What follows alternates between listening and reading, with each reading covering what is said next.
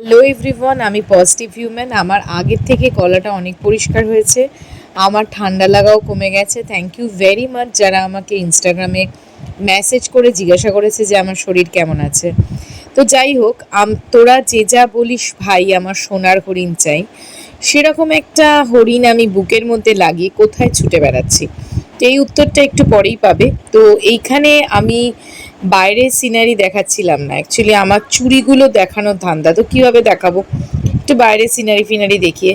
তো ইন্ডিয়াতে কিন্তু ধৈর্য রাখতে হবে জ্যাম দেখার জন্যে।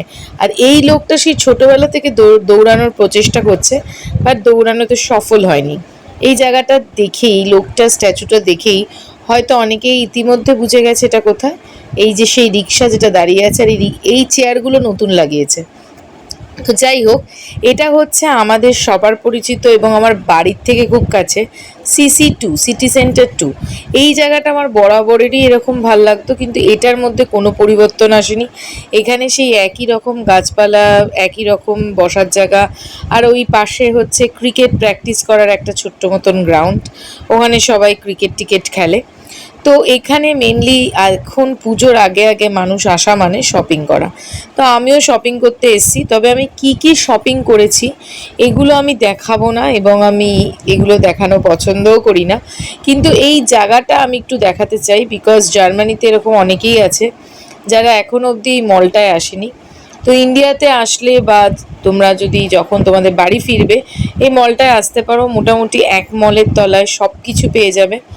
বেশ ভালো জামা কাপড় কালেকশনস, ব্র্যান্ড অনেক কিছুই আছে। তো ইনফ্যাক্ট এখানে বাচ্চাদের একটা প্লে স্টেশন মতনও আছে।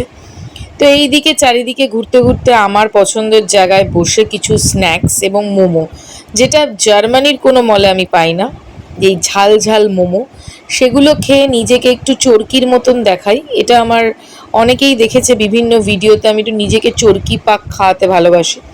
চরকি পাক খাওয়ানোর পরে প্যান্টালুন্সে ঢুকে গেলাম। এবার তারপরে কিছু ফটো, তারপরে কুকিজ এবং বিস্কিটের ছবি নিয়ে একটা মানে কেত মারা। তো তারপর আমি বাড়ি ফিরে আসছি। এত ঝাঁকুনিতে কোনো সময় আমার ফোনটাকে আমি স্টেবল রাখতে পারছি না।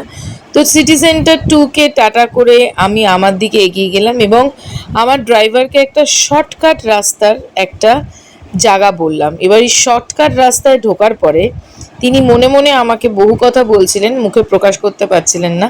তার কারণ এইখানে যে জার্কিং, মানে রাস্তায় প্রায় 1 হাত মতন মানে গর্ত, মানে শর্টকাটের রাস্তা দিয়ে ঢুকে আমার চাকাও মোটামুটি গর্তে পড়ে পড়ে এরকম নাচ করতে করতে ফিরল।